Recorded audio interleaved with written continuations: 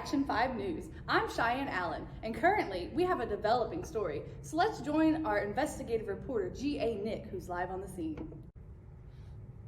Thank you, Cheyenne. With space travel becoming ever more common these days, I'm sorry, my head really hurts.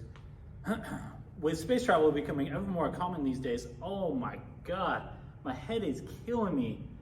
Is this really common? Does this happen a lot? I really wish there was something that could help me out with this. G.A. Nick!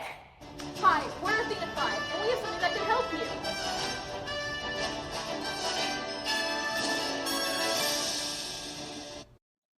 Good afternoon, everyone. My name is Lexi Nebraska, and this is Cheyenne Allen, Morgan Beckham, Karis Noel, and Madeline Siebert. We are all kinesiology students at Texas Women's University in Denton, Texas, and we are a team Athena 5. We will begin our presentation with Morgan, who is going to talk about our project's objective and background. The problem we faced was an uneven blood distribution in a microgravity environment resulting in intracranial pressure. Our solution was a heated calf sleeve to increase blood flow to lower extremities and alleviate headaches experienced during weightlessness. With the problem currently being managed through its symptoms alone with the use of medications like acetaminophen, we have created a device that non-invasively dilates the blood vessels and redistributes blood flow to the lower legs when in a microgravity environment. This, in turn, may cause a decrease in intracranial pressure and therefore a decrease in headaches. Our team's objective is to mitigate and ultimately prevent headaches that astronauts endure during microgravity. We found that headaches can have a number of contributing factors during weightlessness, such as high CO2 levels, radiation, dehydration, and space motion sickness. However, the main source is attributed to an abnormal distribution of fluids from the lower extremities to the upper chest and cranial region during long-duration spaceflight. This leads to intracranial pressure, which subsequently induces headaches.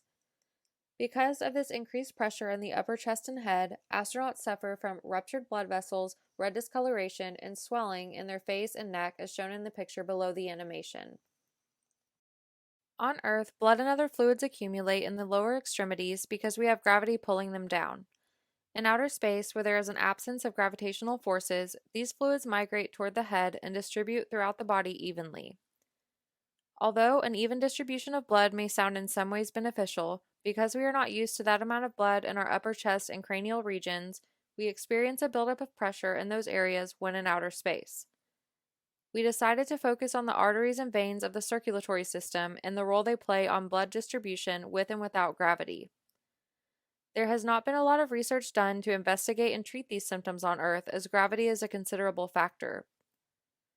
With our combined knowledge of human anatomy and physiology and our experience working in a PT clinic or similar setting, we knew that cutaneous heat therapy has been very effective in increasing blood flow to different parts of the body when set at the appropriate temperature.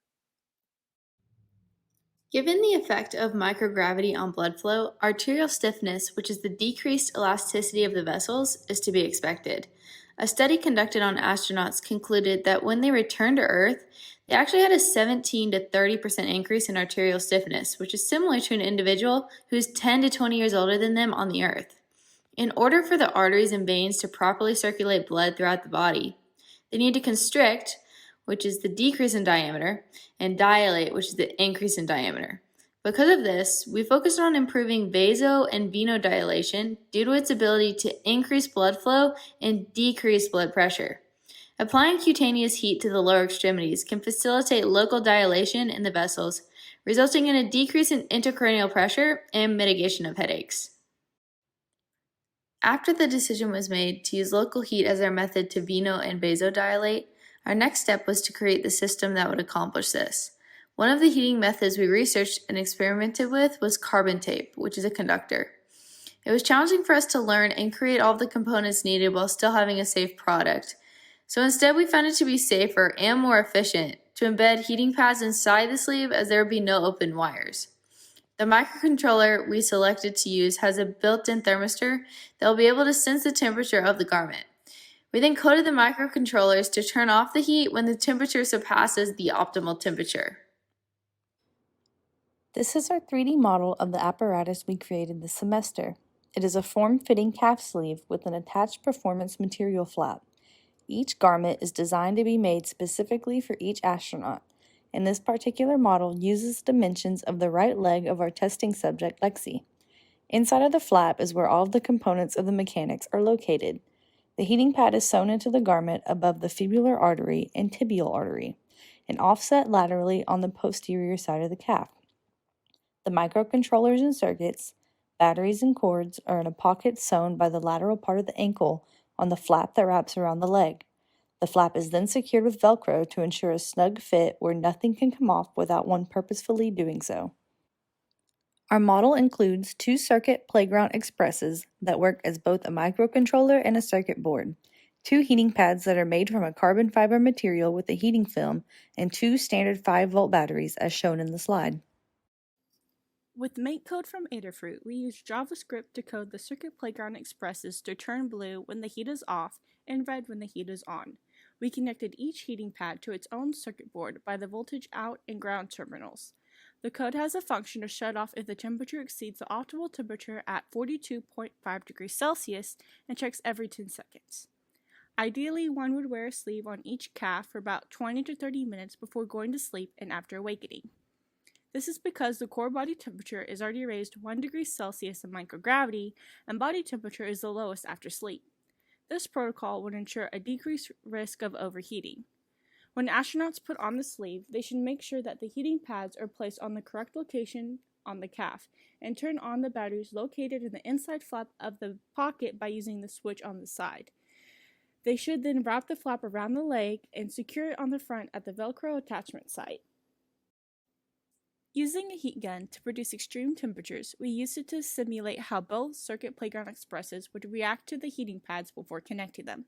After warming them up for 10 to 15 seconds, the thermistor on the A9 sensor recognized the temperature to be above 42.5 degrees Celsius and turned off the heat, as seen on the previous slide. We know this by the changing color of the circuit playground expresses, where red means that the heat is on, and blue means that the maximum temperature has been met, turning off the heat. We then tested the heating pads when connected to the prospective circuits and batteries, and they heated up to 42.5 degrees Celsius, simulating that they are able to function in microgravity. The graph on this slide shows the change in temperature of the calf while wearing the garment for 20 minutes. This was measured by using a body temperature heat sensor. The garment was overall comfortable to wear and did not limit any movement.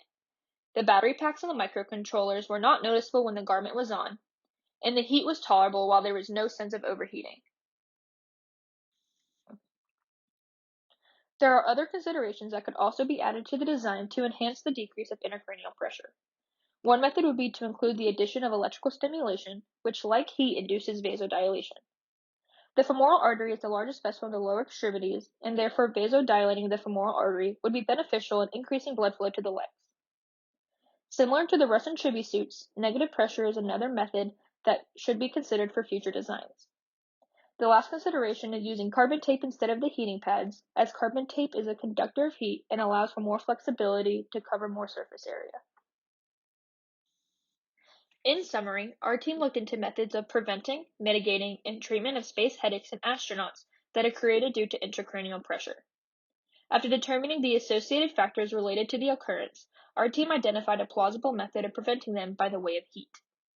After determining the prospective parameters of heat, our team produced a prototype garment that housed the heating system and microcontrollers. Their prototype was tested and presents as an appropriate platform for further testing and scalability. Athena 5, signing off. Thank you. At this time, we would like to thank our NASA mentor, Dr. Easter, and our advisor, Dr. Rigby, for all of their help and guidance with this project. Are there any questions?